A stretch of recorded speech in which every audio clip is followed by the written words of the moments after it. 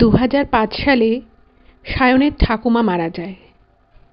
ওর ঠাকুমা মারা যাওয়ার শ্রাদ্ধের দিন এমন এক ঘটনা ঘটে যা সবাই দেখে চমকে গেছিল, এবং তারপর থেকে ওদের পরিবারে কেউ মারা গেলেই সেই মারা যাওয়ার দিন থেকে পুরো তার শ্রাদ্ধকর্ম শেষ হওয়া অবধি প্রত্যেক দিন রাতের বেলা জ্বালাতে হয় ঘিয়ের প্রদীপ।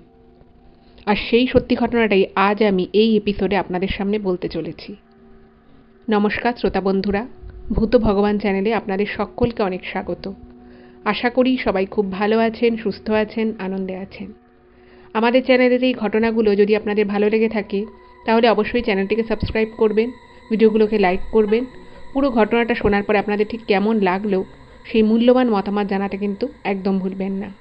আর আপনাদের জীবনে বা আপনাদের পরিচিত কোনো মানুষের জীবনে যদি এই ধরনের কোনোরকম কোনো ভৌতিক, অলৌকিক, দৈবিক, অতিজাগতিক কোনো ঘটনা ঘটে থাকে তাহলে সেগুলো কিন্তু আপনারা আমাদের কাছে লিখে পাঠিয়ে দিতে পারেন। তার জন্য আপনাদেরকে আমাদের চ্যানেলের অ্যাবাউট সেকশনে যেতে হবে। দেখবেন সেখানে আমাদের ইমেল আইডি মেনশন করা আছে।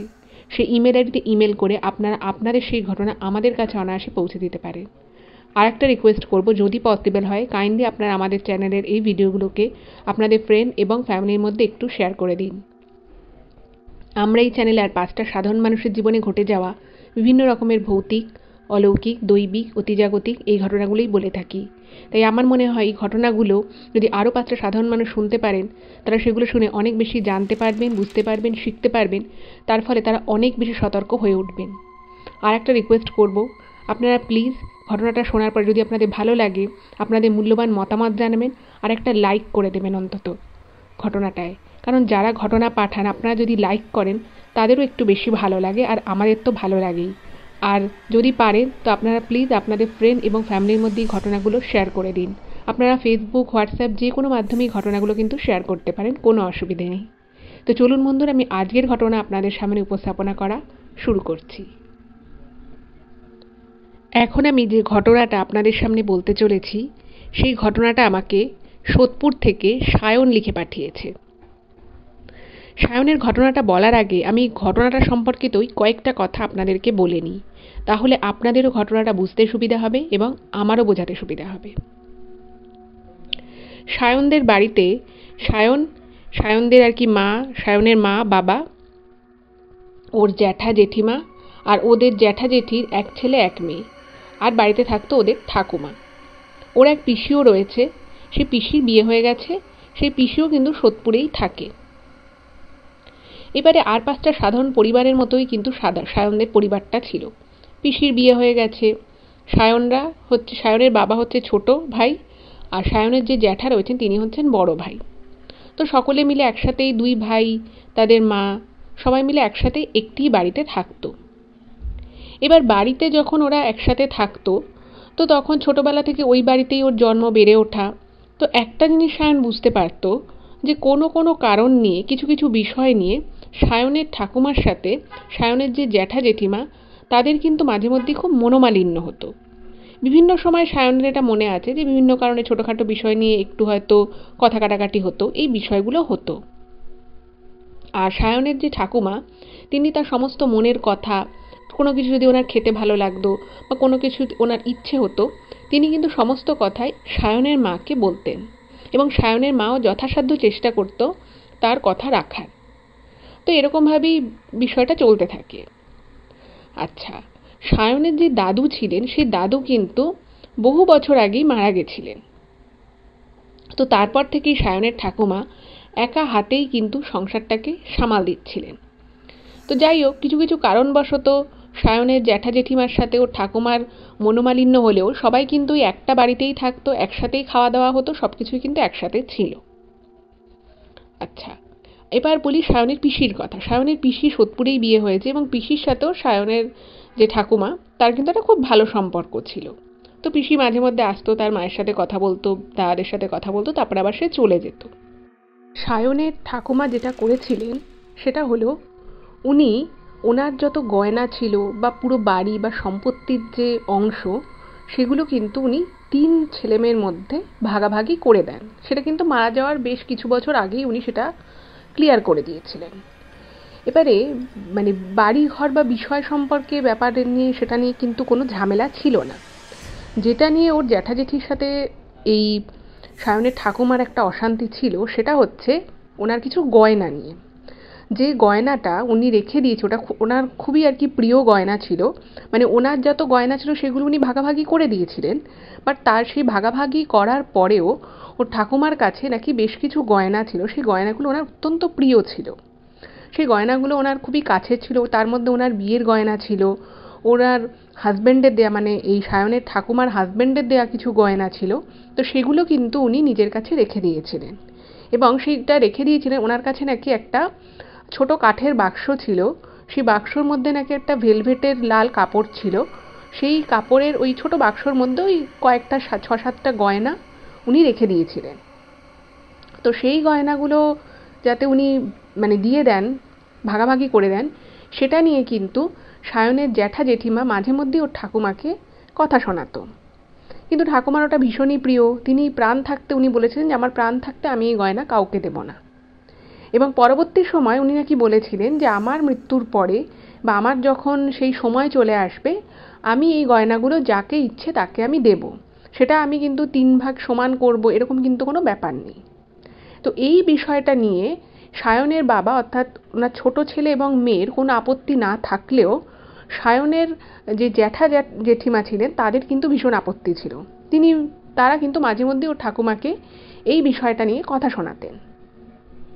তো যাই হোক, তো আমি যে বললাম যেহেতু ওর জ্যাঠা জেঠিমার সাথে সেভাবে আর কি এই বিষয় নিয়ে একটা ঝামেলা ঝগড়া মাঝে মধ্যেই হতো, তো উনি সেভাবে কিন্তু মানে মনের কথা কিছু একটা বলা, কিছু একটা খেতে ইচ্ছে হলো, কোথাও একটা যেতে ইচ্ছে হলো, সেগুলো উনি সবই সায়নদেরকেই বলতো। তো এভাবে মোটামুটি দিন কাটছিল। এবার কি হলো, হঠাৎ করেই একবার ওর ঠাকুমা অসুস্থ হয়ে পড়লো। মানে উনি ভীষণই অসুস্থ, ওনাকে ডাক্তারের কাছে নিয়ে যাওয়া হলো। তো ডাক্তারবাবু বললেন যে ওনার প্রচুর বয়স হয়েছে আর কিছু কিছু সমস্যাও রয়েছে শারীরিক। তো উনি ২ দিন বললেন যে হসপিটালাইজড করতে। তো সেখানে হসপিটালে ওনার মোটামুটি ট্রিটমেন্ট হলো। ট্রিটমেন্ট হওয়ার পরে ডাক্তারবাবুরা ওখানে হসপিটাল থেকে বললো যে আপনারা ওনাকে বাড়ি নিয়ে যান, ওনার যতটুকু ইমপ্রুভমেন্ট হওয়ার আমরা এখানে করে দিয়েছি, বাকিটা উনি বাড়িতে যদি রেস্টে থাকেন, ঠিকমতো খাওয়া দাওয়া করতে পারেন, তাহলে উনি আবার আস্তে আস্তে সুস্থ হয়ে উঠবেন। তো নিয়ে যাওয়া হলো ওনাকে বাড়িতে। এবার বাড়িতে যখন ওনাকে আনা হলো, তারপর থেকে যেহেতু ওর ঠাকুমা এভাবে অসুস্থ হয়ে পড়লো, তো ঠাকুমার যিনি মেয়ে অর্থাৎ সায়নের পিসি, তিনি সোদপুরেই থাকতেন। তো তিনি রোজ সকালবেলা আসতেন, এসে মোটামুটি অনেকক্ষণ থাকতেন মাকে দেখাশুনো করে, আবার উনি বিকেলবেলা বাড়ি চলে যেতেন। আর বাকি যা ওনার জন্য যা যা কিছু করা সেটা কিন্তু সবটাই সায়নের মা করতো। আর ওর জ্যাঠা জেঠিমা তারাও আসতো, দেখতো, কিন্তু সেই অর্থে ঠাকুমার জন্য যে আলাদা করে কিছু করা সেরকম কিন্তু ওনারা কিছু করতেন না। যাই হোক, তো এইভাবে আস্তে আস্তে উনি একটু একটু করে রিকভারি করতে শুরু করছিলেন, ওনার শরীর একটু একটু করে ভালো হচ্ছিল।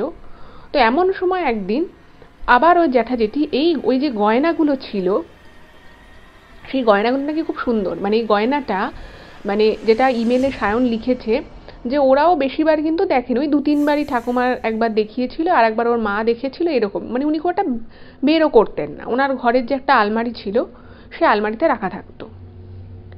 তো সেই গয়নাগুলো যাতে উনি আবার দিয়ে দেন তার ছেলে বউদেরকে বা যাকে হোক, যেভাবে উনি ভাগাভাগি করে দিয়ে দেয়, সেই বিষয় নিয়ে আবার কথা উঠলো।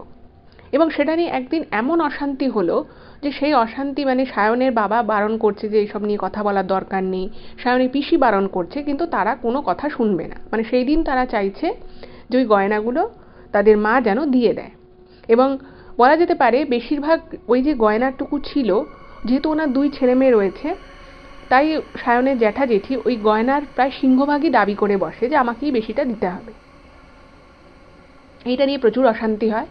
এবং অশান্তি হওয়ার পরে তখন মানে ওনার মনে মনে ইচ্ছে ছিল যে উনি ওনার মেয়েকে গয়নাটা দেবেন বা মেয়েকে একটু বেশি পরিমাণ দেবেন, এটা ওনার মনে মনে ইচ্ছে ছিল, একবার উনি বলেও ছিলেন। কিন্তু এই যে অশান্তি ঝগড়াটা হয় তাতে ওনার এতটাই খারাপ লাগে, তো সেই ঠাকুমা নাকি রেগে গিয়ে তখন বলেছিল যে আমি এই গয়না তোরা বলিস তো, মানে যখন আর কি ওখানে নাকি ঝগড়া অশান্তি হচ্ছিল তখন নাকি সায়নের জেঠিমা, মানে এটা সায়নও শুনেছে, যেটা ইমেলেও লিখেছে আমাকে, যে ও নিজেও শুনেছিল, জেঠিমা নাকি বলেছিল যে তুমি তো মরেই যাবে, মানে ওনার শাশুড়ির উদ্দেশ্যে বলেছিল যে তুমি তো মরেই যাবে, তুমি কি গয়নাগুলো কি সাথে করে নিয়ে যাবে নাকি, তুমি দিয়ে দাও গয়নাগুলো, আমার ২ ছেলে মেয়ে রয়েছে, আমাকে একটু বেশি দাও, বাকিদেরকেও অল্প অল্প করে দাও। তো এই সমস্ত কথা নিয়ে যখন প্রচণ্ড অশান্তি হয় তখন নাকি ওর ঠাকুমা ওই মানে উনি শুয়েছিলেন, অসুস্থ ছিলেন, তো সেই অবস্থায় উনি নাকি বলেছিলেন যে দরকার হলে আমি মরে যাওয়ার সময় নিয়ে চলে যাব, তবু তোদের দেবো না, এরকম করে নাকি বলেছিল যে আমি দরকার হলে মরে যাওয়ার সময় নিয়ে চলে যাব, তাও এই গয়নাগুলো আমি তোদের দেবো না, তোদেরকে আমি সব দিয়েছি, এই জিনিসটুকু আমি আমার কাছে রাখতে চাইছিলাম, এখনও তো আমি মরে যাইনি, তা আমি যখন এখনও মরে যাইনি আমি কেন দেবো? তো তোদের যখন এত অশান্তি হচ্ছে, বিশেষত মানে ওর জেঠিমার কথাই বলে যে আমি দরকার হলে নিয়ে যাব, অন্য কাউকে দিয়ে গেলে তো তোমরা আবার অশান্তি করবে, দরকার হলে আমিই নিয়ে যাব। ঠিক যেভাবে আমি বললাম ঠিক মানে সেভাবেই নাকি সায়নের ঠাকুমা সেই সময় বলেছিল, এবং সায়ন ঠিক সেভাবেই আমাকে ইমেলে লিখেছে। তো আমিও চেষ্টা করছি আপনাদেরকে ঠিক ও যেভাবে লিখেছে আপনাদের সামনে সেভাবেই রিপ্রেজেন্ট করার। যাই হোক, তো এই ব্যাপার তো হলো, সেদিনকে প্রচুর ঝগড়া অশান্তি হয়। আর এই কথা যখন বলে তখন তো ওর জ্যাঠা জেঠিমা খুব রেগে রেগে তাদের নিজেদের ঘরে চলে যায়। খুবই একটা খারাপ দিন সেদিনকে যায়, সবাই খুব মন খারাপ হয়ে যায় যে একে ঠাকুমা এত অসুস্থ, তার মধ্যে এইভাবে গয়না নিয়ে মাঝে মধ্যেই কথা শোনানো। তো সবাই মিলে ওদেরকে বলে ও জ্যাঠা জেঠিমাকে যে কেন তোমরা এরকম করছো, তো সে তো তার নিজের জেদে একেবারে অটল। যাই হোক, তো এভাবে দুটো দিন অতিবাহিত হয় এবং ওই ঝগড়া অশান্তির পরে কিন্তু ঠাকুমার শরীরটা যেটুকু ভালো হচ্ছিল আবার কিন্তু খারাপ হতে শুরু করে। বুঝতেই পারছেন যে একটা মানুষের মন যদি ভালো না থাকে তাহলে কিন্তু তার শরীরও অনেক সময় অনেক খারাপ হয়ে যায়। আর সেখানে অলরেডি ওনার শরীর খারাপ ছিল, উনি যতটুকু বা মনের জোরে বেঁচে ওঠার চেষ্টা করছিলেন, সেদিনের সেই ঝগড়া অশান্তি আর ওই কথাগুলো শোনার পরে যে তুমি তো মরেই যাবে, মরে যাওয়ার সময় তুমি কি গয়নাগুলো নিয়ে যাবে, এই কথাটা না উনি সহ্য করতে পারেন না। তো যাই হোক, তো তারপরে দুদিন উনি বেঁচে ছিলেন এবং দুদিন পরে ভোরবেলা, মানে দুদিন পরের যে ভোরবেলাটা আসে সেই ভোরবেলা কিন্তু ওনাকে ওনারই ঘরে মৃত অবস্থায় পাওয়া যায়। এবার ওনার যে ঘরটা ছিল সেখানে ওনার মেয়ে, ওনার ছোট ছেলে, ছেলের বউ অর্থাৎ সায়নের বাবা মা সবাই বলেছিল যে আমরা থাকছি, তোমায় রাতে পাহারা দেবো। তো উনি তখন বলতেন না আমাকে পাহারা দেওয়ার কিছু দরকার নেই, উনি একবার মানে একদম শুতে যাওয়ার আগে ওনাকে ধরে ধরে একটু বাথরুমে নিয়ে যাওয়া হতো।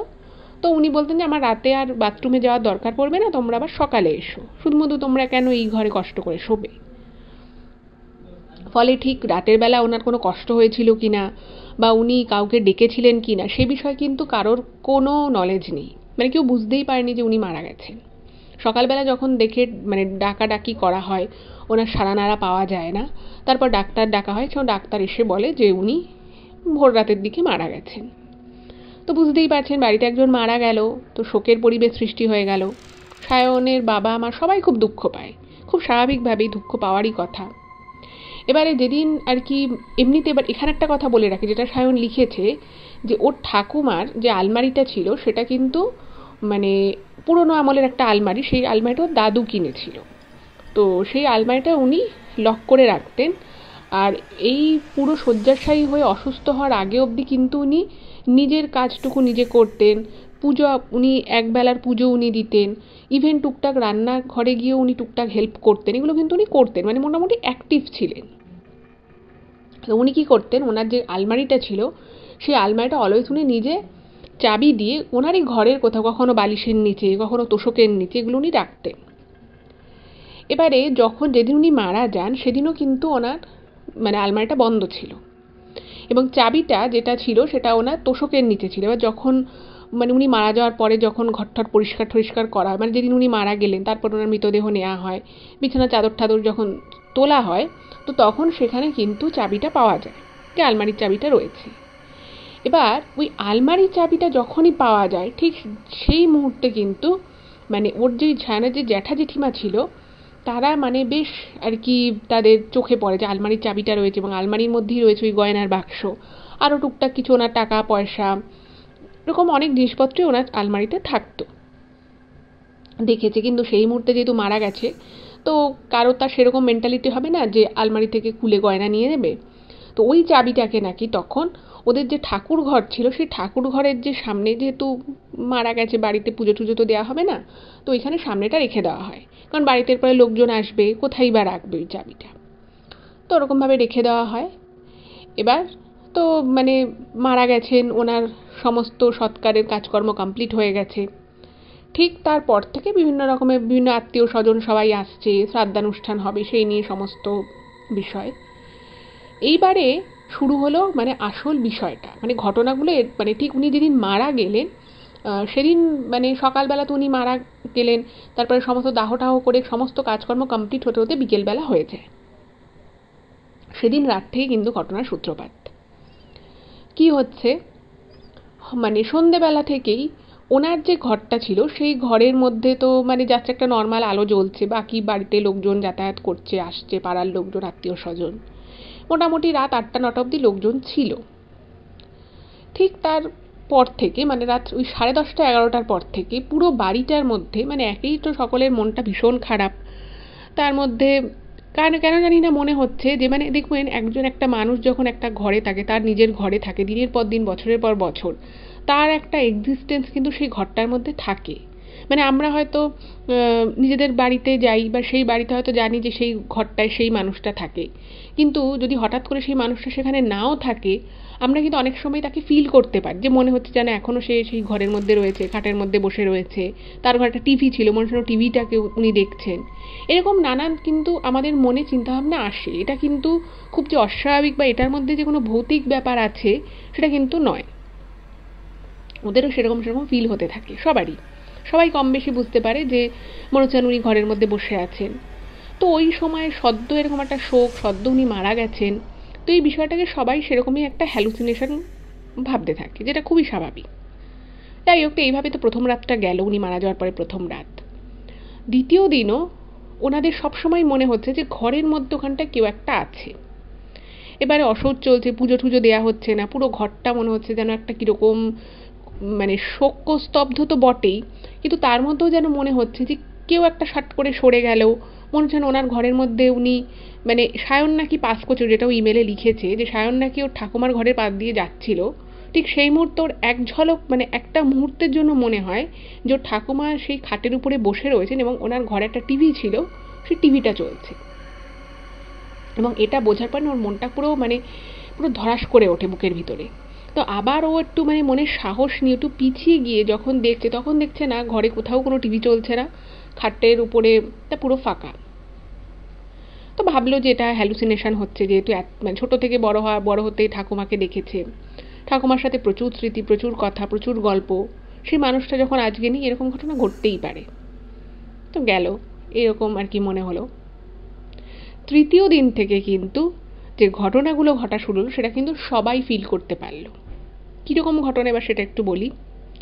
তৃতীয় দিন মানে উনি মারা যাওয়ার পরে তৃতীয় দিনে সকাল থেকেই মাঝে মধ্যেই না মানে বাড়ির মধ্যে মনে হচ্ছে যেন একটা কীরকম মানে কীরকম একটা ভাব মনে হচ্ছে। কীরকম ভাব আমি সেটা একটু বলি।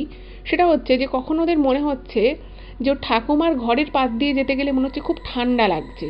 মানে এটা গরমকাল ছিল, আগস্ট সেপ্টেম্বর মাস ছিল, যথেষ্ট গরম, কিন্তু মানে ঠাকুমার ঘরের পাশ দিয়ে মনে হলো যেন একটা ঠান্ডা হাওয়া এলো। এবং এটা কিন্তু শুধুমাত্র সায়ন বা সায়নের বাবা মা নয়, ওর জ্যাঠা জেঠিমাও লক্ষ্য করে। তো সকলেরই একটু অড লাগে যে এটা কেন হচ্ছে, কীরকম হচ্ছে। তো ওর পিসিকে ফোন করা হলো, তো পিসি এলো। পিসি এসে বাড়িতে যখন দেখছে, তো তখন পিসি এসে নাকি ওদের তখন বলেছিল যে দেখো মানে মায়ের ঘরটা তো দরজা জানলা সমস্ত বন্ধ, রোদ ঠোদ কিছু ঢুকছে না, তাই হয়তো এরকম ঘরটা ঠান্ডা হয়ে আছে।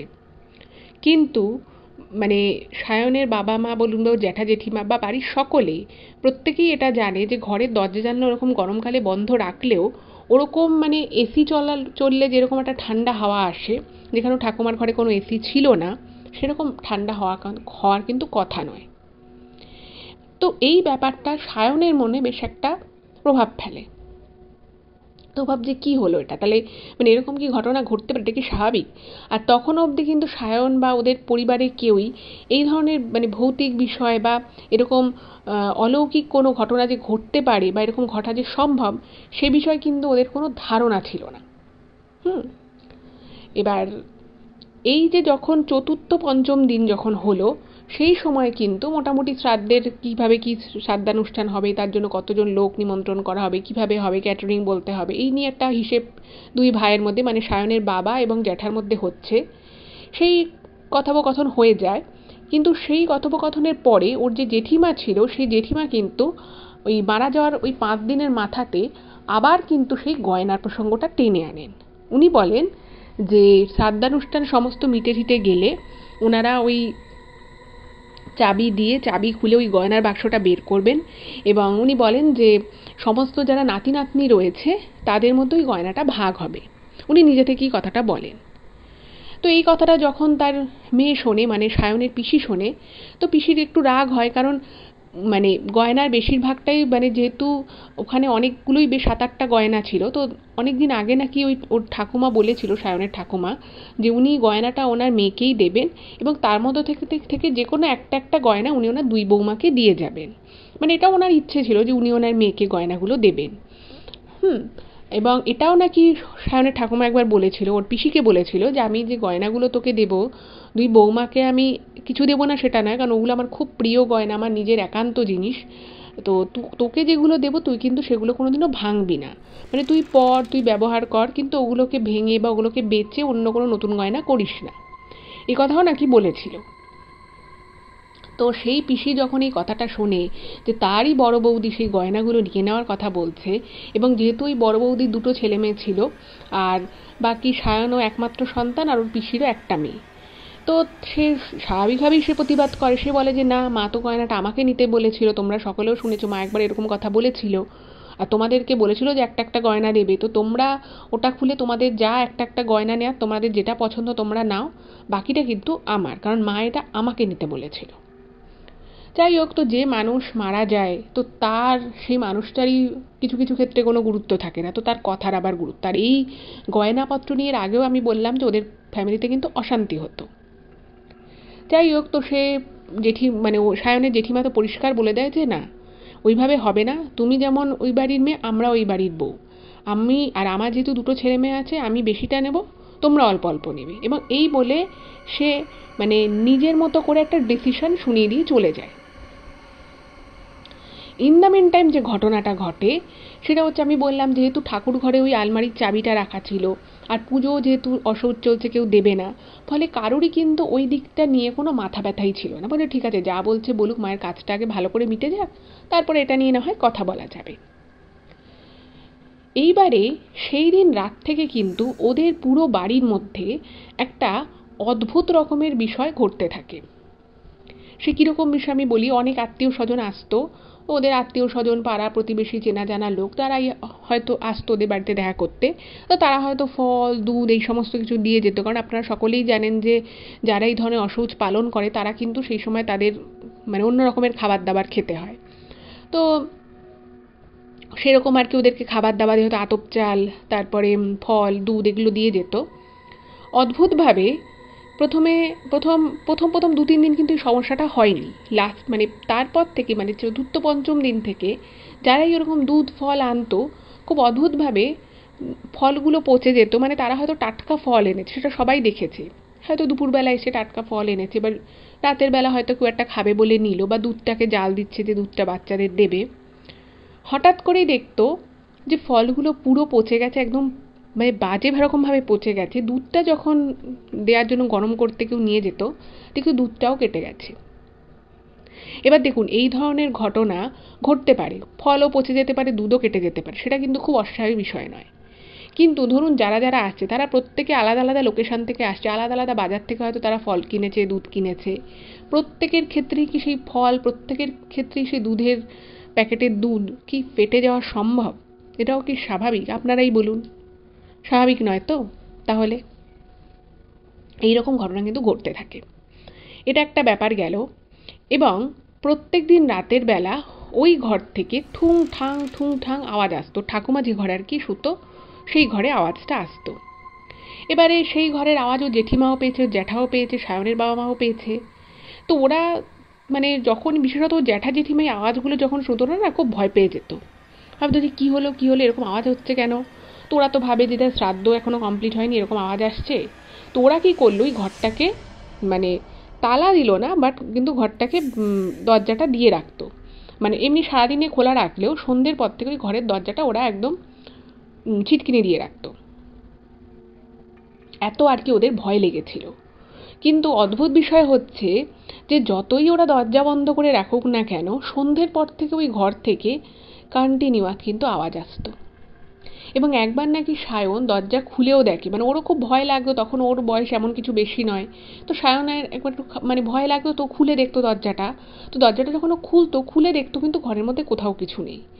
বাট এমনও হয়েছে নাকি, ও যেটা ইমেলে লিখেছে, যে দরজার বাইরেও দাঁড়িয়ে রয়েছে, মানে ওর ঠাকুমার ঘরের দরজার বাইরেও দাঁড়িয়ে রয়েছে, এবং ও স্পষ্ট শুনতে পাচ্ছে ঘরের ভিতর থেকে, মানে ওর ঠাকুমা কী করতো, মানে মানে উনি না সবসময় ঠাকুর ঘরে গিয়ে পুজো করতে পারতেন না।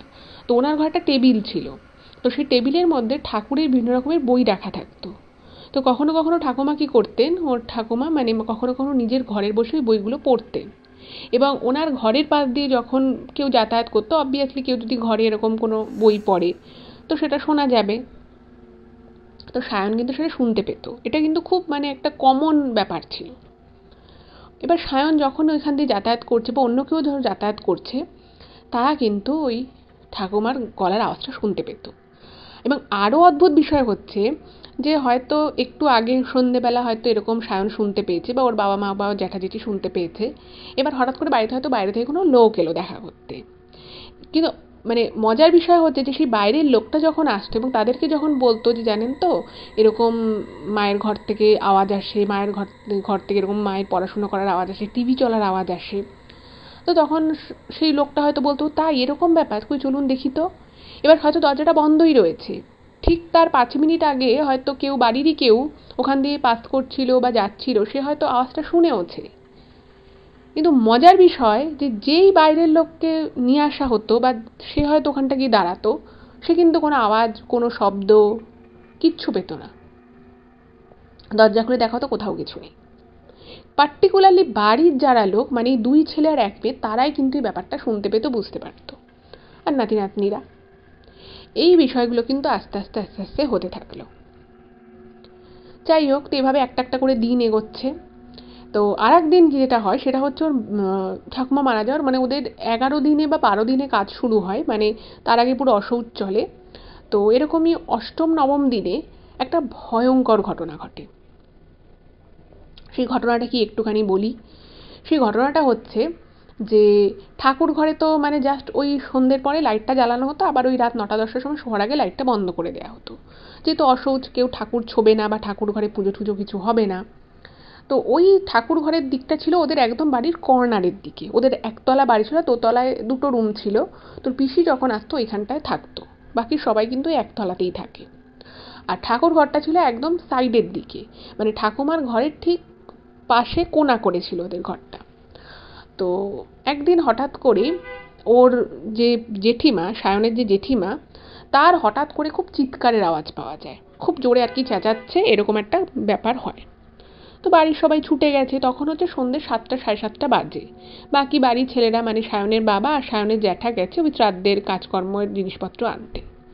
তো তখন ঘরে ছিল ওনার মানে ওর জ্যাঠার যে 2 ছেলে মেয়ে, সায়ন, সায়নের মা, তো সবাই ছুটে গেছে, গিয়ে দেখছে যে ঠাকুমার ঘরের মানে থেকে বেরোনোর একটু আগ দিয়ে, মানে উল্টো দিকটা ঠাকুর ঘর ছিল, সেই জায়গাটায় উনি প্রচণ্ড জোরে পড়ে গেছেন।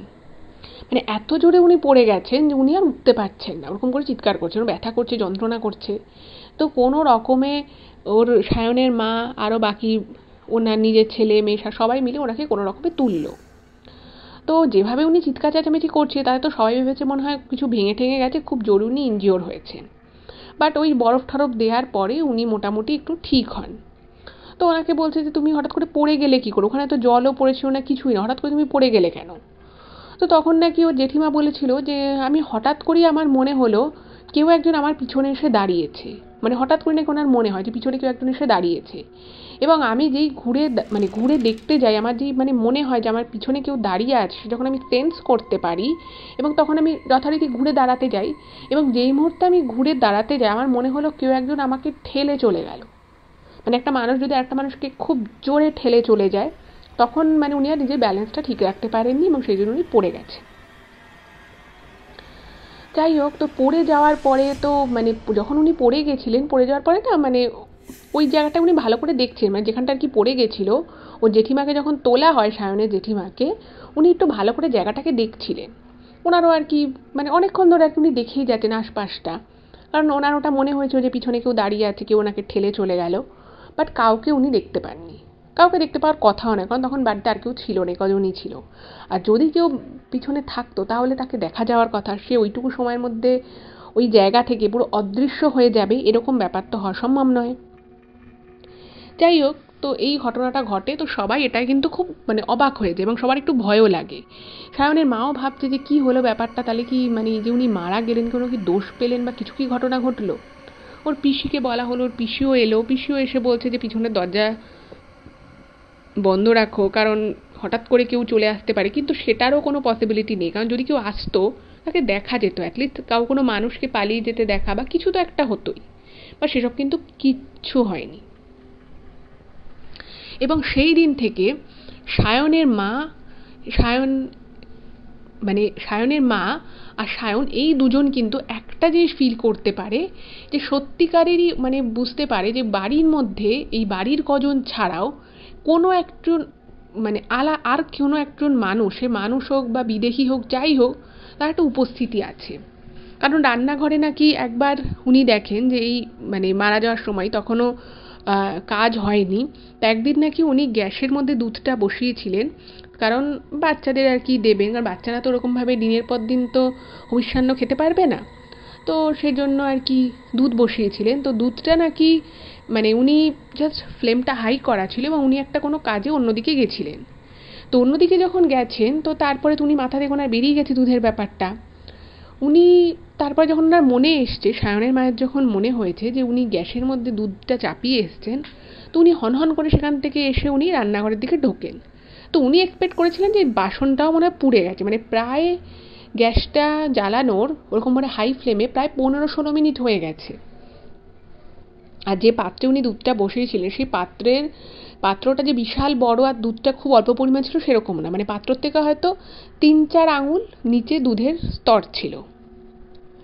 অদ্ভুত বিষয় হচ্ছে, যেখানে ওই দুধটা পুরো পুড়ে যাওয়ার কথা ছিল, পুরো উথলে যাওয়ার কথা ছিল 15-20 মিনিটে, সায়নের মা যখন রান্নাঘরে আসেন উনি দেখছেন যে রান্নাঘরে ওই দুধটা মানে মানে পড়েও নি, ইভেন উথলেও পড়েনি, কিছুই হয়নি। আর গ্যাসের ফ্লেমটা সব থেকে লোয়ে করা, যেটা ওনার স্পষ্ট মনে আছে যে উনি গ্যাসের ফ্লেমটাকে একদম হাইতে করে দিয়েছিলেন, কারণ ঠান্ডা দুধ ছিল, উনি ভেবেছিলেন যে তাড়াতাড়ি একটু গরম হোক তারপরে উনি ফ্লেমটাকে কমাতেন। কিন্তু সেই ফ্লেমটা কমানোর আগেও একটা উনি অন্য কাজে চলে যান এবং মাথা থেকে ওনার 15 মিনিটের জন্য বিষয়টা পুরোপুরি বেরিয়ে যায়। তো এটা দেখে উনি কিন্তু খুব অবাক হয়ে যান। খুব স্বাভাবিক, মানে ঘরে হঠাৎ করে এরকমভাবে কে ফ্লেমটা বন্ধ মানে প্রায় এতটা কমিয়ে দিয়ে গেল, এটা উনি কিছুতেই বুঝতে পারেন না। তো উনি যথারীতি ওর মা সায়নকে জিজ্ঞেস করেছে, তখন সায়নের জেঠিমা ঘরে ছিল, তো জেঠিমাকেও জিজ্ঞেস করে, যদিও জেঠিমাকে জিজ্ঞেস করার কোনো ব্যাপার ছিল না, কারণ সেই মুহূর্তে উনি পায়ে খুব চোট পেয়েছিলেন, ফলে উনি খুব আস্তে আস্তে উনি নিজের কাজটুকু যেটুকু না করলে নয়, যেমন বাথরুমে যাওয়া বা নিজের কাজটুকু যেটুকু না করলেন উনি সেটুকুই উঠতেন, বাকি সময় কিন্তু উনি উঠতে পারছিলেন না। উনি ডাক্তার দেখিয়েছিলেন, তো ডাক্তার ওনাকে বলেছিলেন যে কিছু ভাঙেনি, বাট ওনাকে রেস্টে থাকতে বলেছিল। ফলে ওর জেঠিমা জানতেনও না যে গ্যাসে দুধ বসানো আছে। তো তারপর সায়নকে জিজ্ঞেস করে, তখন সায়নের বাবা ওর জ্যাঠা কেউই বাড়িতে ছিল না, বাট যাদেরকে জিজ্ঞেস করে ওর জ্যাঠার যে ছেলে মেয়ে তাদের সবাই বলে যে আমরা জানি না, আমরা রান্নাঘরে যাইনি, আমরা কি করে অফ করবো বা কমাবো। এই বিষয়টা কিন্তু ওনার ভীষণ রকমভাবে অবাক লেগেছিল, কারণ উনি কিন্তু স্পষ্ট মনে করতে পেরেছিলেন যে উনি গ্যাসের ফ্লেমটা বাড়িয়ে রেখে এসেছিলেন। যাই হোক, এটা একটা খুবই অদ্ভুত ঘটনা ঘটে এবং তারপর থেকে বিভিন্ন সময় ইভেন সায়নও একবার একটা কাজের জন্য, যেহেতু শ্রাদ্ধানুষ্ঠান হবে ওপরে লাইটের কিছু কাজের ব্যাপার ছিল, তো ও একটা ছাদে দরজা খুলতে যখন ছাদে গেছিল, ও নাকি স্পষ্ট, যেটা ও ইমেলে লিখেছে, যে স্পষ্ট একজনকে দাঁড়িয়ে থাকতে দেখে এবং যে দাঁড়িয়েছিল তাকেও খুব ভালোভাবে যে খেয়াল করতে পেরেছিল তা নয়, ফলে সে পুরুষ ছিল না মহিলা ছিল ও সেরকম কিছুই দেখেনি বা ওর সেরকম কিছু মনে নেই, বাট এটুকুও জানে যে ও কাউকে একজনকে দেখেছিল, সে ছাদের মধ্যে দাঁড়িয়েছিল অন্ধকারে, বাট সেটা কে ছিল, ওর ঠাকুমা ছিল না অন্য কেউ ছিল, সেটা ওর পক্ষে বলা সম্ভবপর নয়। যাই হোক, তো এইরকমভাবে মোটামুটি 7-8-9 দিন কেটে যায়। এবার 10 দিন মানে তার পরের দিন 11 দিনের দিন ওদের শ্রাদ্ধের কাজ।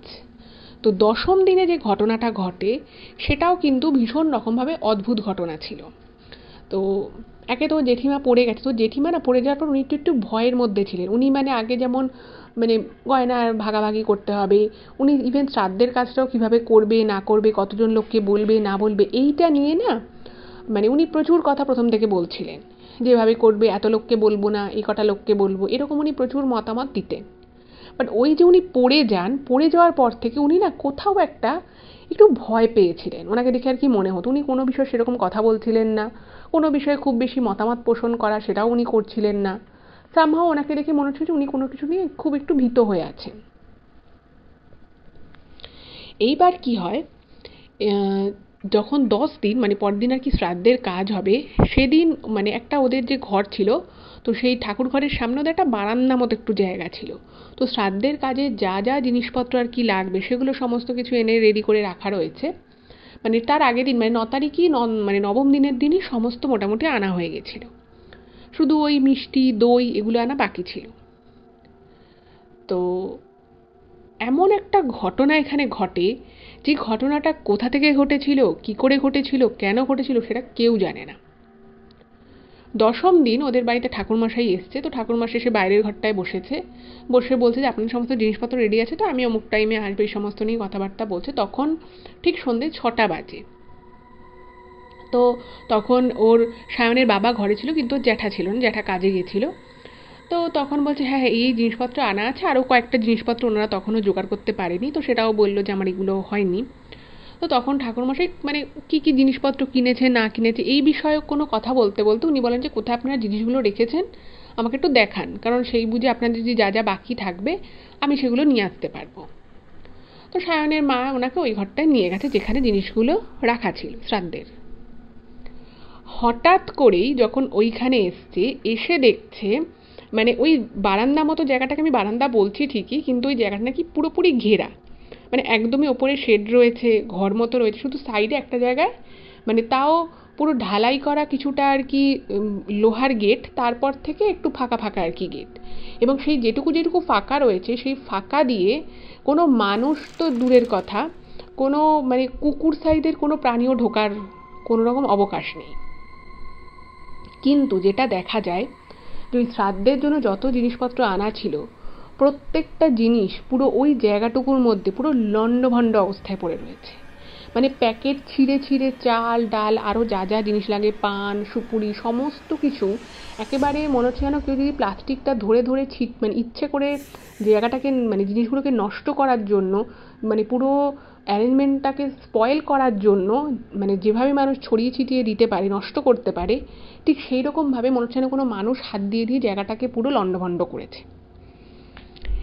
এই জিনিসটা দেখে তো সবার মাথায় হাত, যে এত কষ্ট করে শ্রাদ্ধের এত এত জিনিস আনা হলো, এবং ওরা কিন্তু খুব সুন্দরভাবে ভালোভাবে কাজটাকে করার চেষ্টা করছিল, ফলে জিনিসপত্র কোনো কিছুতেই কোনো রকম কোনো কমতি ছিল না। কিন্তু সেই ঘরে গিয়ে দেখছে কোনো জিনিস ঠিকমতো নেই, পুরো লণ্ডভণ্ড চারিদিকটা, এবং তার বেশিরভাগ জিনিসই মানে এমনভাবে হয়ে আছে জল ফল পড়ে সমস্ত কিছু করে, যে ওই জিনিসগুলো আর শ্রাদ্ধের কাজে লাগানো যাবে না। তো এটা নিয়ে তো বাড়িতে বিশাল একটা ব্যাপার হয়ে গেল, কে করলো, কেন করলো। মানে দেখুন বাড়িতে 3টে ছেলেমেয়ে, 3জনই কিন্তু অতটাও ছোট নয়, বড় বড়, কেউ এরকম কাজ করবে না, সবারই মন খারাপ, সবাই জানে যে পরের দিন ঠাকুমার কাজ হবে। আর বাইরে থেকে কেউ এসে সে জিনিসপত্র চুরি না করে সে শুধুমাত্র বেছে বেছে শ্রাদ্ধের জন্য যে জিনিসগুলো আনা হয়েছে সেগুলোকেই স্পয়েল করবে, সেগুলোকেই তছনছ করবে, এটা কোনোভাবেই মেনে নেওয়া যায় না। এবং আরও অদ্ভুত বিষয়ে যে ব্যাপারটা ছিল সেটা হচ্ছে যে এত কিছু হয়ে গেল, বাড়ির মধ্যে যে লোকেরা ছিল তারা কিছুই শুনতে পেলো না, কিছু টের পেলো না। মানে ওই জিনিসগুলোকে লণ্ডভণ্ড করতে হলে তো জিনিসপত্র ফেলা ছোড়া আওয়াজ হবে, খুব স্বাভাবিক, সেটা হওয়ারই কথা, কিন্তু বাড়িতে থেকেও কেউ সেই আওয়াজগুলো পেলো না। এটা একটা ভারী রকমভাবে অদ্ভুত বিষয়। তো সঙ্গে সঙ্গে জ্যাঠাকেও ফোন করা হলো, জ্যাঠাও এলো, দেখলো, তো ওদের দুজনেই মানে বাড়ির সকলে অবাক যে কী করে হলো। তো তখন ঠাকুরমশাই বলল যে ঠিক আছে, আপনাদের এখানে যখন এরকম একটা ঘটনা ঘটলো, তো আপনারা আমাকে টাকা দিন, আমি সমস্ত কিছু জিনিসপত্র নিয়ে একবারে ভ্যানে করে নিয়ে আমি আসবো, আপনাদের এখানে আর কিছু কিনে রাখার দরকার নেই। আর এখন এমনিতেও এই জিনিসগুলো মানে বড় 2-3টে দশকর্মার দোকান থেকে সমস্ত জিনিসপত্র অ্যারেঞ্জ করা হয়েছে, তারপরে মুদির দোকানের থেকে চাল ডাল যা শ্রাদ্ধে আর কি লাগে, কলা, সমস্ত কিছু আনা। বলছে যে এগুলো তো আপনি এত তাড়াতাড়ি করতেও পারবেন না, তো আমি ফোন করে দিচ্ছি, আমার সমস্ত লোক চেনা জানা আছে, আমি সমস্ত জিনিস একবারে কিনে নিয়ে কালকে ঢুকবো। তো হাতে সময় নেই, সেটাই করতে হলো। তো সেদিন শ্রাদ্ধের সমস্ত মানে কাজকর্ম আর কি হবে, তো সেরকমই জিনিসপত্র নিয়ে আসা হলো।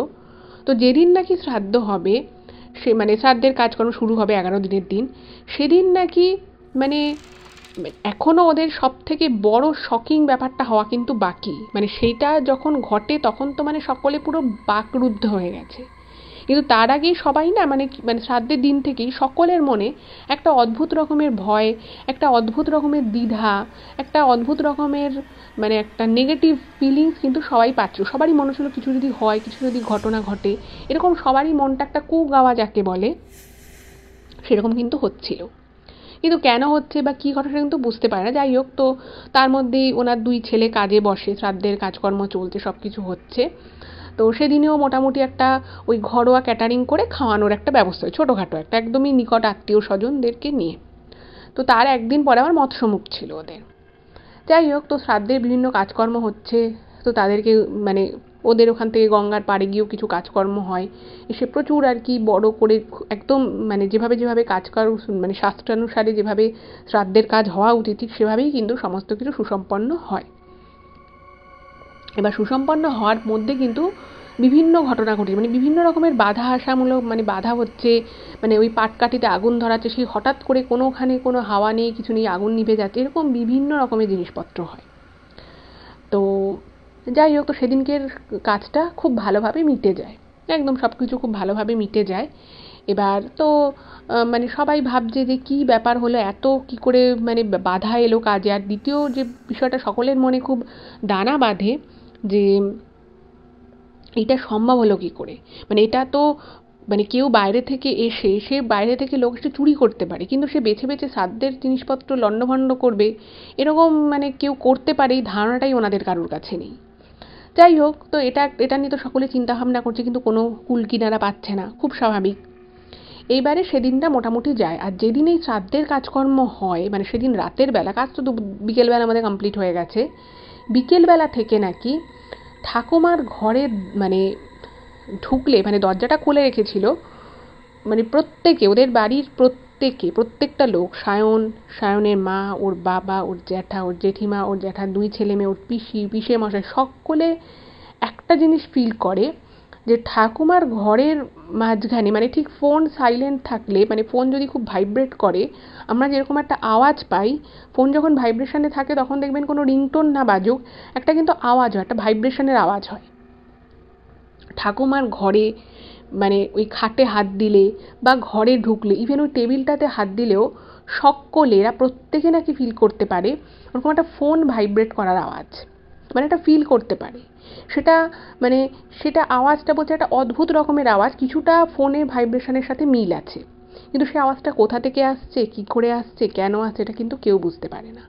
সবাই দেখে, মানে চেক করার চেষ্টা করে যে কোনো ফোন টোন এখানে রয়ে গেছে কিনা ঘরের ভিতরে বা কিছু, বাট অদ্ভুত বিষয় হচ্ছে যে কেউ কিছুই বুঝতে পারে না, কোনো রকম কিছু ক্লু ওরা পায় না।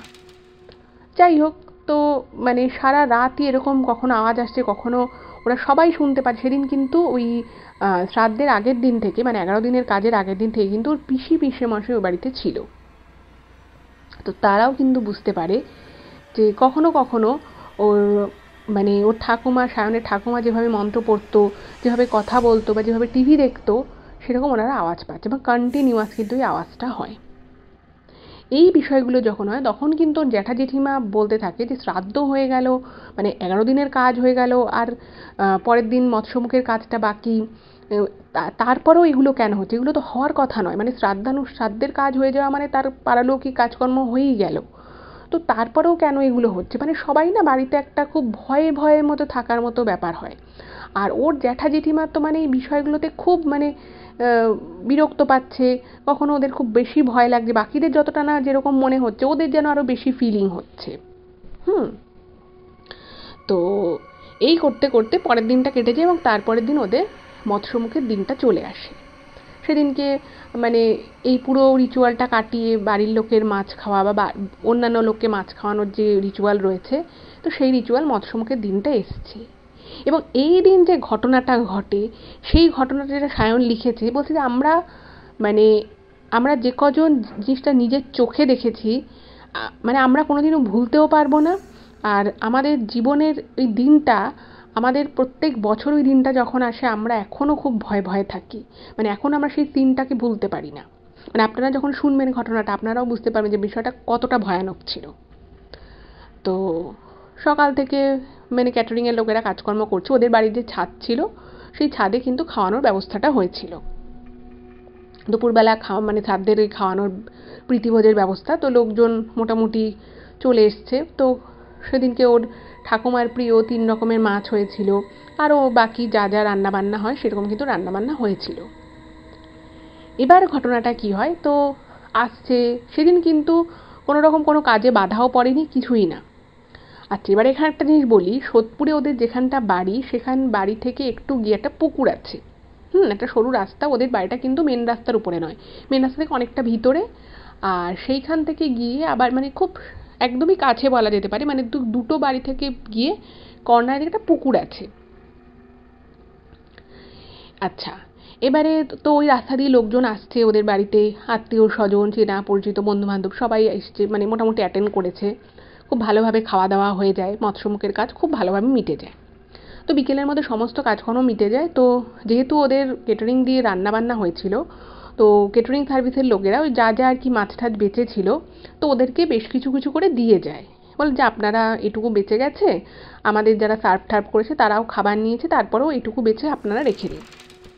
তো 3 রকমের মাছ, তারপরে শুক্তো, ভাত, মিষ্টি আর চাটনি যা যা আর কি বেঁচেছে সবই কিছু কিছু করে দিয়ে যায়। এবং যে পরিমাণ করে দিয়ে যায় তাতে ওদের প্রায় সকলে 1 থেকে 2 দিনের খাওয়া হয়ে যাবে, এতটাই আর কি ছিল পরিমাণ। তো তখন ওরা কি করেছে, পুরো খাবারগুলোকে নিয়ে ওদের আর কি যে রান্নাঘর ছিল, এবং রান্নাঘরের পাশে একটা মানে ঠিক ডাইনিং মতো অতটা জায়গা নয়, বাট ওখানে ওদের আর কি খাওয়ার একটা বড় টেবিল পাতা ছিল, সেটা আর কি রান্নাঘরেরই এক্সটেনশন বলা যেতে পারে। তো টেবিলের উপরে প্লাস রান্নাঘরের ওখানে সব ওই গামলায় গামলায় করে খাবারগুলো সব ঢেকে ঢেকে রেখে দিয়েছে। তো ঢেকে রেখে দিয়েছে, তো ঢেকে রাখার পরে ওরা সকলে মিলে ওদের যে একটা ঘর ছিল সামনের দিকে, যে বসার ঘরটা, সেখানে সায়নের বাবা মা, ওর জ্যাঠা জেঠিমা পিসিরা, আরও 2-1 জন মানে ক্লোজ যারা আত্মীয় স্বজন, তো 2-3 জন এরকম ছিল, গল্প করছে। তো কথা বলতে বলতে হঠাৎ করেই তখন প্রায় সন্ধে ওই 8:30-9টা বাজে, খুব মধ্যরাত গভীর রাত তা কিন্তু নয়, ওই 9টা 9:30 বাজে। হঠাৎ করেই না মানে চা ফা খাওয়া হয়ে গেছে, তো সকলে ওখানটা বসে কথা বলছে, এবং কথা প্রসঙ্গে আবার কিন্তু ওই গয়নার প্রসঙ্গটা ওর জ্যাঠা জেঠিমা তুলে আনে।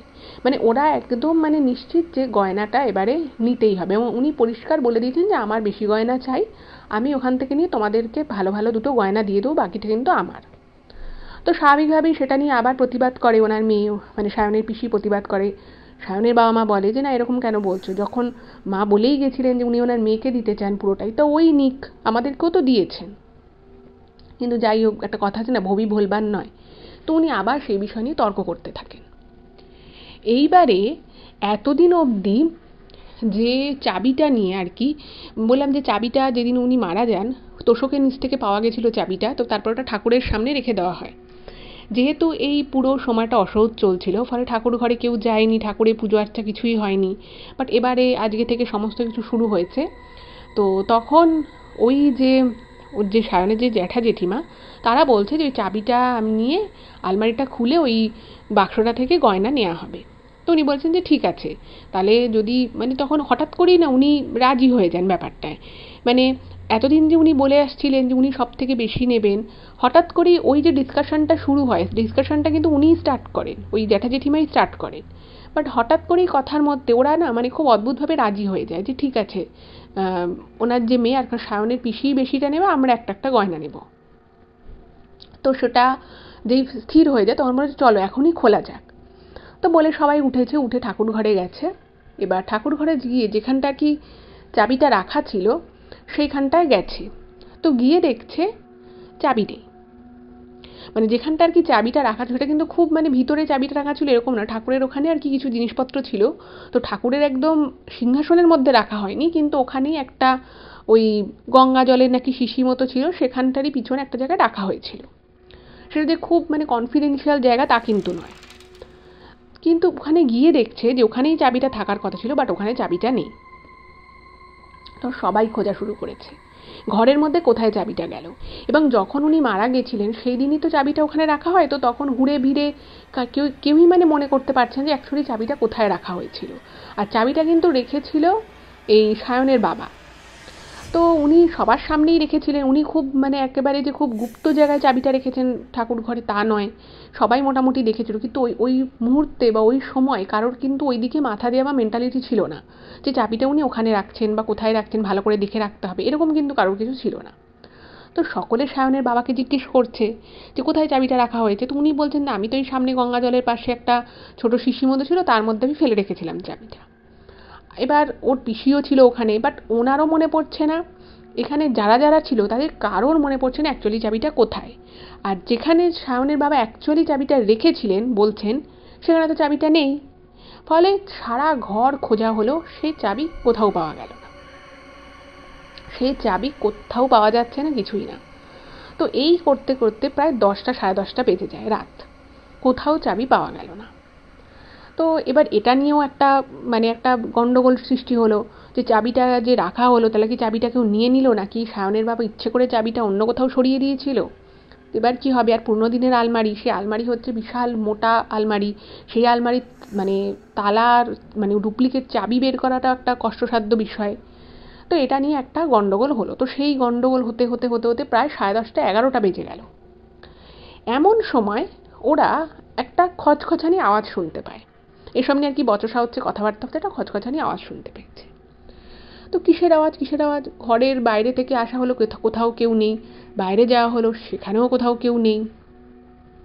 ওই যে খাবারগুলো ডাইনিং টেবিলের ওখানে রাখা ছিল ওগুলো না মানে বড় বড় মোটা মোটা, খুব মানে পুরো উঁচু উঁচু যেহেতু গামলার খাবার ছিল না, তো সেটাকে কী করেছিল ওপরে আর কি বড় বড় কাগজ দিয়ে, ওই রোল পেপার যেগুলো থাকে সাদা সাদা রোল পেপারগুলো দিয়ে ঢাকা ছিল।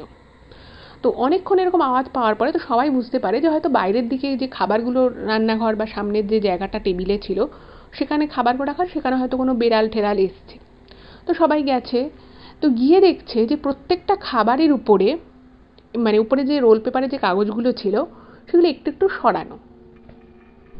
এবার বুঝতেই পারছেন যে খাবার রাখা আছে সেগুলো একটু একটু সরানো, এটা হওয়াটা খুবই অস্বাভাবিক। কিন্তু সবাই ভাবছে যে এখানে কি বিড়াল ফিরাল কিছু ঢুকলো নাকি এত কিছু খাবার দাবার রাখা রয়েছে। তো দেখছে যে বেড়াল যদি থাকতো মাটিতে খাবারের টুকরো বা খাবারের রস কিছু না কিছু পড়বেই, কারণ একটা বেড়াল যদি খাবার নেয় তাহলে তার পক্ষে অত সন্তর্পণে খাবার নেওয়াটা সম্ভব নয়। যাই হোক, তো দেখছে যে আবার একটা খচখচানি আওয়াজ ভিতরের দিকে হচ্ছে, একদম মানে ঘরের ভিতর থেকে আসছে। তো সবাই ভাবছে যে কি হলো, আর পুরো বাড়িটা নাকি, সেটা সায়ন লিখেছে ইমেলে, যে সেই সময় পুরো বাড়িটা পুরো ঠান্ডা হয়ে গেছে। মানে মানে যে সময় আর কি ঘটনা সেপ্টেম্বর মাসেই কিন্তু সকাল থেকে প্রায় মানে ভ্যাপসা গরম ছিল, বাট ওই সময়টা পুরো ঘরটা পুরো ঠান্ডা, একদম মানে ভালো রকমের ঠান্ডা। তো সবাই ভাবছে যে আবার আওয়াজটা ভিতর কোথা থেকে আসছে। তো ওরা পরিষ্কার মনে মনে ভেবেছে যে হয়তো কোনো বিড়াল টিড়াল ঢুকেছে, ঢুকে ভিতরে ঘরের ভিতরে ঢুকে খাচ্ছে। তো আস্তে আস্তে সবাই পা টিপে টিপে যাচ্ছে, মানে একটা অদ্ভুত রকমের একটা ফিলিং সবার মধ্যেই আছে, সবাই বুঝতে পারছে কিছু একটা হতে চলেছে বা কিছু একটা হতে চলেছে, এরকম একটা ব্যাপার।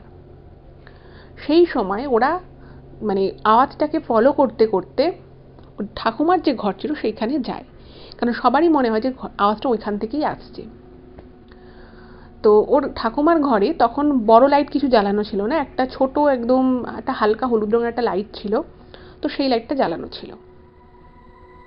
সেই আলোতে মানে ওর ঠাকুমার ঘরের থেকে যে আওয়াজটা আসছে এবং যত ঠাকুমার ঘরের দিকে সবাই এগোচ্ছে সবারই প্রচণ্ড আর কি একটা কীরকম গাটা ভারী ভারী হয়ে এসছে। মানে কেউ যে হঠাৎ করে গিয়ে বড় লাইটটা জ্বালিয়ে দেবে সেরকম মানে শক্তি মনে হচ্ছে কারোর মধ্যে, সেই শক্তিটা নেই। আর প্রত্যেকের ওখানে ওখানে ওরা যে কজন ছিল, যেটা সায়ন ইমেলে লিখেছে, যে প্রত্যেকের শরীরটা পুরো ভারী হয়ে আসে। যাই হোক, তো গিয়ে দেখছে মানে উঁকি মেরে যখন দেখছে দরজাটা খোলা, দেখছে যে একজন মানুষ সে সাইড করে ঘরের মধ্যে বসে একটা মাটিতে বসে আর কি কেউ একটা কিছু খাচ্ছে। এবং পুরো মাছের যে ওই যে বললাম না মাছের যে খুব সুন্দর গন্ধ বেরিয়ে গেছে পুরো ঘরটাতেই, মানে যেহেতু এত এত খাবার রাখা তার একটা সুগন্ধ বেরোবেই। তো ওই ঘর থেকে ওরকম মাছের আওয়াজ আসছে, মানে মাছ খাওয়া বা মাছের সুগন্ধ আসছে এবং কিছু একটা মানুষ খেলে যেরকম একটা আওয়াজ হয় সেরকম একটা আওয়াজ আসছে। তো সবাই তো মানে দেখছে যে কি ব্যাপারটা হচ্ছে। তো একটু ভালো করে লক্ষ্য করার পরে সকলেই বুঝতে পারে ওটা আর কেউ নয়, ওটা সায়নের ঠাকুমা। ওর ঠাকুমা ওইভাবে বসে বসে মানে সাইড ফেসে আর কি ওরা দেখতে পাচ্ছে, দরজাটার ঠিক কিছুটা দূরে গিয়ে উনি ওইভাবে খাচ্ছেন। এই জিনিসটা যখন দেখে ওরা প্রত্যেকে, মানে সায়নের বাবা মা, ওর জ্যাঠা জেঠিমা ছিল কিন্তু ওর জ্যাঠা জেঠিমার ছেলে মেয়ে ছিল না, কারণ ছেলে মেয়ে তখন একটা কোনো কাজে ওদের কোনো একটা বন্ধু বান্ধবের সাথে একটা কিছু একটা গিয়েছিল। তো এইটা দেখার পরে প্রত্যেকের শরীর রীতিমতো মানে ভারী থেকে আরও ভারী হয়ে যায়, পুরো মাথা ভারী হয়ে আসে, আর প্রত্যেকে মানে পুরো স্পেল বাউন্ড হয়ে যায়, মানে মুখ থেকে আর কোনো আওয়াজ বেরোচ্ছে না, মানে সবাই মানে বিস্ফারিত চক্ষুতেই ব্যাপারটা দেখে। এবং সায়ন লিখেছে যে আমি যে কথাগুলো লিখছি ভূত ভগবান চ্যানেলকে, এই প্রত্যেকটা কথা কিন্তু সত্যি।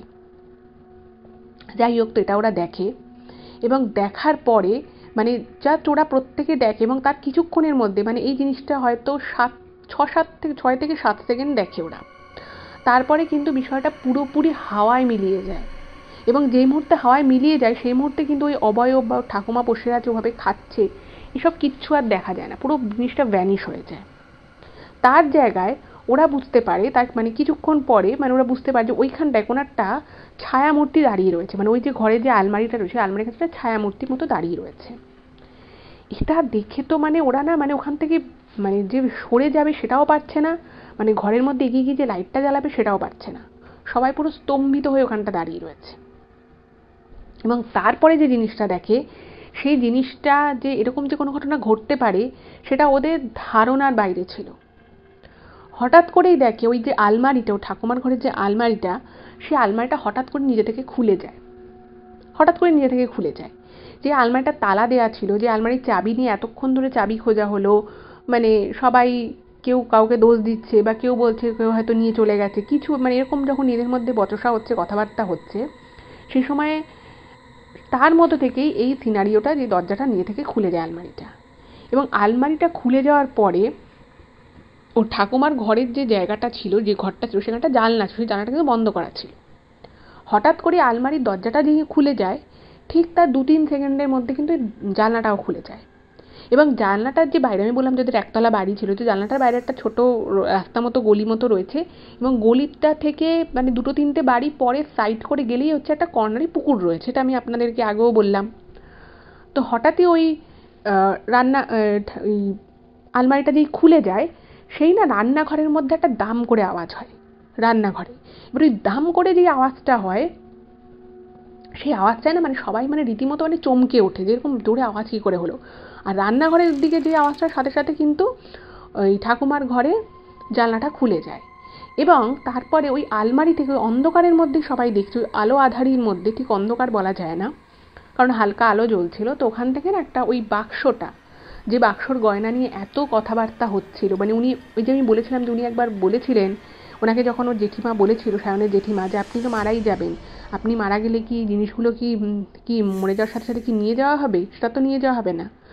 তো অদ্ভুত বিষয় হচ্ছে, এবং তখন নাকি ওর ঠাকুমা বলেছিল যে হ্যাঁ আমি মরার সময় না হয় নিয়েই যাব, এত যখন এটাকে নিয়ে সমস্যা আমি নিয়েই যাব।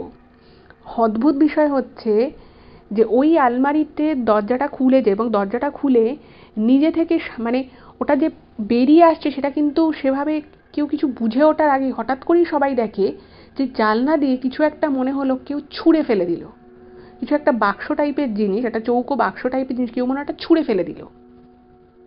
সেটা কি করে ওই আলমারি থেকে বেরোলো কি হলো সেটা কিন্তু অতটা কেউ আর বুঝতে পারে না, শুধু এটুকু মনে হলো যে জানলা দিয়ে কেউ একটা কিছু ছুঁড়ে ফেলে দিল এবং বাইরে গিয়ে সেটা পড়ার একটা থাপ করে আওয়াজ হলো। এবার এত কিছুর পরে সবার তখন মনে হচ্ছে একটুখানি সম্বিত এলো, মানে হাত পা মনে হচ্ছে এবার তারা নাড়াতে পারবে। তো সঙ্গে সঙ্গে সবাই মানে কেউ মানে ঘরে ঢুকেছে, ঢুকে সঙ্গে সঙ্গে বড় লাইট জ্বালিয়েছে, লাইট জ্বালিয়ে দেখছে যে হ্যাঁ আলমারিটা খোলা, সামনের জানলাটা খোলা আর বাইরে কিছু একটা পড়েছে। তো সকলে মিলে তখন মানে ছুটতে ছুটতে ঘরের বাইরে গেছে। বাইরে গিয়ে ওরা একটা মানে যে সিনটুকু দেখেছিল, ওরা যাওয়ার পরে যেটুকু ওরা সিন দেখে সবাই রাস্তায় বেরিয়ে গেছে, তো রাস্তাটা মোটামুটি ফাঁকা, তখন প্রায় 12টা 12:30 বেজে গেছে রাতের বেলা। তো রাস্তার বললাম যেহেতু ওদের ভিতরের দিকে অনেকটা বাড়ি, তো রাস্তাগুলো ফাঁকা ছিল। তো সবাই দেখে যে একটা ছোট কিছু একটা বস্তু, মানে কিছু একটা বাক্স টাইপের জিনিস, সেটা নিজে থেকেই গড়িয়ে গড়িয়ে আর কি পুকুরের দিকে যাচ্ছে। তো সঙ্গে সঙ্গে ওর জেঠিমা, জ্যাঠা, সায়নের বাবা মা সবাই মানে ছুটে গেছে যে ওটা কি, কারণ সবার যেটুকু মনে হচ্ছে যে ওটা হচ্ছে সে ওই গয়নার বাক্সটা। তো সবাই ছুটেছে, কিন্তু মানে ওরা যেই পিছনে ছোটা শুরু করেছে, ওই বাক্সটা মনে হলো আরও জোরে মানে নিজে থেকেই রোল আপ করছে, মানে একটা মানে কি বলবো, কোনো চাকা যেভাবে ঘুরতে পারে ঠিক সেভাবে চাকার মতো করেই একটা চৌকো জিনিস নিজে থেকে কখনোই কিন্তু ঘুরে ঘুরে রাস্তা দিয়ে এভাবে যেতে পারে না, বাট সেই ঘটনাটাই কিন্তু ঘটে। ওইভাবে ছুটে যায় এবং গিয়ে হঠাৎ করে ওদের চোখের সামনে মানে ওই পুকুর যেখানটা ছিল সেখানে কিন্তু একটা বেশ মানে জোরালো লাইট ছিল। তো সেই জলের মধ্যে কিন্তু ওই বাক্সটা পড়ে যায়, এবং যখন বাক্সটা পড়ে ঠিক তার আগের মুহূর্তে সবাই কিন্তু এটা, ওই যেহেতু জোরালো আলো ছিল, সবাই দেখে যে ওটা কিন্তু ওই গয়নার বাক্সটাই। ওই গয়নার বাক্সটা পড়ে যায় এবং তারপরের দিন লোক দিয়ে রীতিমতো ওই পুকুরে লোক নামানো হয়। সে কিন্তু ওই গয়নার বাক্স কোনোভাবেই খুঁজে পায় না। এবং ওই দিন রাতের বেলা কে এসেছিল, মানে ও ঠাকুমাই এসেছিল কিনা, বা সেই নিজে থেকে ওই বাক্সটাকে, যাতে কেউ ওটাকে নিয়ে অশান্তি না করতে পারে, বা হয়তো যদি ওই গয়নাটা থাকতো তাহলে হয়তো ওর পিসিকে নিতে দিত না, বা দিলেও সেটা নিয়ে একটা অশান্তি হতো, তাই হয়তো ওনারই বিদেহী আত্মা এসে এই জিনিসটাকে মানে করে দিয়ে যান।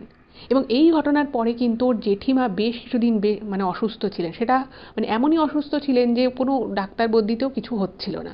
বহুদিন উনি অসুস্থ থাকার পরে উনি তারপরে সুস্থ হন, এবং সুস্থ হওয়ার পরে অদ্ভুত একটা চেঞ্জ ওনার মধ্যে দেখা যায়। সেটা হচ্ছে উনি খুব কম কথা বলতেন, এবং এখনও নাকি উনি খুব কম কথা বলেন।